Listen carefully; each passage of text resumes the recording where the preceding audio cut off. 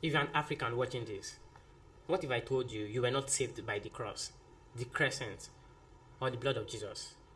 You exist today because of malaria. What kept you from the fate suffered by indigenous people across the world were two things: Africa's tropical deadly diseases and your ancestors' blood. This is a historical fact, and understanding it could be the most important thing for our survival in this 21st century.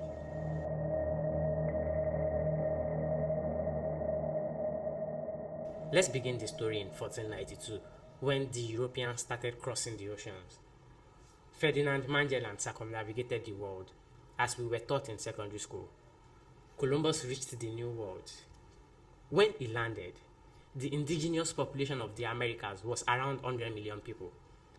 But within a century, up to 95% of them will be dead. This scale of devastation was unprecedented. In Mexico alone, the Aztec population collapsed from 30 million to 3 million. In Hispaniola, which is present-day Dominican Republic, and Haiti, 1 million people lived on the land when Columbus arrived. Within 50 years, every single one of them had been wiped out. Even across the Caribbean, more than 9 out of every 10 indigenous people perished. Wherever the European expansion encountered native populations, the result was the same. The weapons of guns, germs, and steel, as Jared Diamond puts it, in the hands of Europeans were too devastating. Smallpox, tuberculosis, measles, typhus, influenza, diphtheria, the bubonic plague, whooping cough. These were diseases the natives had never encountered. The gunpowder and steel technology they had never faced. So it is not surprising that against all of this, their immune systems, both biological and social, simply had no defense. It had no response. To better understand the nature and the scale, the gravity of the danger we Africans barely escaped, let's talk about the Tasmanians. In 1803, Tasmania was home to tens of thousands of Tasmanians. They had lived on their land for tens of thousands of years. But within just a decade of the Europeans' arrival, their entire world was destroyed. By 1835, only one Tasmanian family remained on the entire land. It all started in 1770. Captain James Cook, one of the most famous quote-unquote explorers, sailed into the Pacific with secret orders from the British government, find the Great Southland, what is now called Australia, and claim it for Britain. On August 22 that same year, he declared the entire eastern coast of Australia a British possession. He called it Terra Nullius, that is the land that belongs to no one. But this same Cook had written in his journal about encountering Aboriginal people on the same land. So he saw them, he knew them, he was aware they were present on that land. Yet he declared their land empty. He and his government had concluded that they would turn this into a reality. So 18 years later, in 1788, the first British fleet arrived. Britain's prisons were overcrowded at home, and so it started dumping its most notorious prisoners on the land. The land was turned into a penal colony. For Tasmania in particular, it got to the most hardened of these criminals who brought incredible violence to bear on the Tasmanians. The Tasmanians were pushed from their land. Their hunting grounds were destroyed and their food systems obliterated. Their children were abducted, their women were assaulted, their men were murdered. And so they started to push back. But the response of the invaders was swift, brutal, and fatal. The colonial state started basically a genocide campaign. Martial law was declared. Newspapers in Britain started printing calls for the elimination of the entire indigenous population.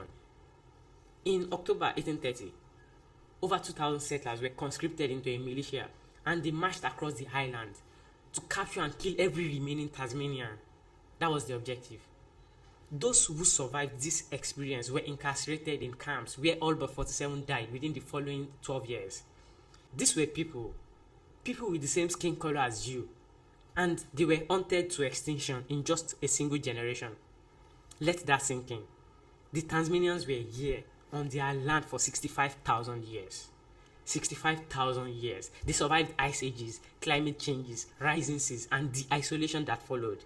Then the Europeans arrived on their land, and in just one generation, they were all gone, wiped out completely. Now you might think this was unique to Tasmania, but Europeans applied the same policy everywhere they settled, and not just to people. Take, for example, the 19th century extermination of the American buffaloes. According to the historian Afrika, by the 1860s, bison had roamed the Great Plains for 10,000 years. They numbered in tens of millions. For generations, they have provided Native Americans with food, clothing, shelter, and even spiritual imagery. Just as we know cattle are essential to the Fulani, Tutsi, and Maasai people of Africa, the buffaloes were essential to life for the Comanche, the Kiowa, and the Lakota peoples of the Great Plains. But after the Civil War, this made them a strategic target. As the historian further puts it, everything began to change after the American Civil War. The railroad was snaking west, bringing with it new towns, trains, telegram lines, and eager settlers. Determined to allow Western expansion to continue, the US government decided to clear the way of Native Americans. So to drive Native Americans off the land, the government employed a scorched earth policy, destroyed their means of survival. So they set their sights on the buffaloes. General Philip Sheridan, the man in charge of the operation, reportedly urged his men, "Kill every buffalo you can. Every buffalo dead is an Indian gone." Congressman Omar Dwight Conger put things in even more explicit terms. Bison trample upon the plains upon which our settlers decide to herd their cattle and their sheep. They range over the very pastures where the settlers keep their herds of cattle. They destroy the pasture. They are as uncivilized as the Indian. So between 1830 and 1900, soldiers, hunters, and settlers killed more than 40 million buffaloes. By 1900, fewer than 500 remained in the entire United States. Sheridan said afterward with satisfaction, "These men have done more in the last 2 years and will do more in the next year to settle the vexed Indian question than the entire regular army has done in the last 40 years. So the plan worked. With their primary food source and their way of life destroyed, the natives were ruined. Nobody believed, even then, that the white man could kill all the buffalo, even when he did not want the meat. They were forcibly removed from their lands and driven into concentration camps, what in today's term is euphemistically called reservations, and their descendants still remain in these camps till today. So if Europeans could exterminate natives in Tasmania, in Australia, in the Caribbean and the Americas this way, why didn't they do the same in Africa? The answer is simple. They tried. So it is not for lack of trying. They just couldn't because of favorable circumstances to us. Malaria, yellow fever, and other tropical diseases decimated their armies and destroyed their expeditions, at least most of them. Even their outposts on the African coast became graveyards. These diseases, they were the primary barrier that prevented vast regions of Africa from suffering the same fate as these other native people. So for more than 3 centuries, Africa's interior remained largely impenetrable to the Europeans. Their ships came, they were able to trade, they even raided. They set up bases on the coast and took slaves with the help of their local agents, but they could not venture far inland and survive. But not for long. It took 3 centuries, but the Europeans eventually found a solution. Their solution was quinine. Once they had it, the colonization of Africa accelerated at breakneck speed. Suddenly, they could move up our rivers, survive our fevers, transport their supplies, and project overwhelming military power with cannons and machine guns. The scramble for Africa of the late 1800s had begun. And it is not because the continent suddenly became interesting, it had always been, but because they had finally broken down the old barriers. As Daniel Edric writes in The Tools of Empire, scientific sequoia production was an imperial technology par excellence. Without it, European colonialism would have been almost impossible in Africa. If those technologies and means had existed in 1492, we would have been telling a different story today. So yes, we survived. And it's not by the goodwill of the Europeans, but because the African tropical diseases delayed their penetration long enough for the world to change in ways that made total genocide less feasible. But that world is changing again.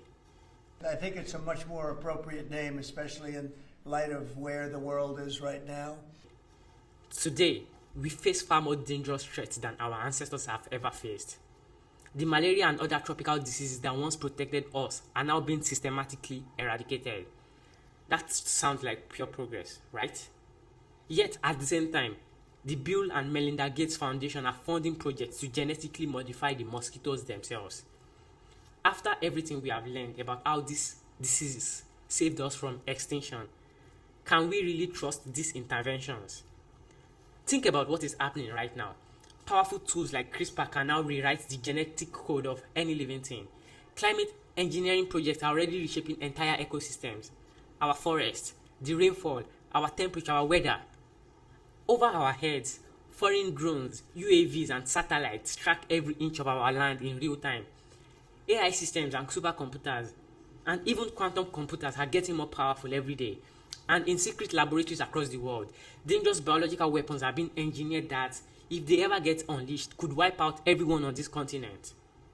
Malaria would not save us this time from drones, from satellites, from engineered pandemics, from AI-driven weapons systems. If there happens to be a resource crisis, a natural disaster, a pandemic, a climate catastrophe, who is to say what will happen to us?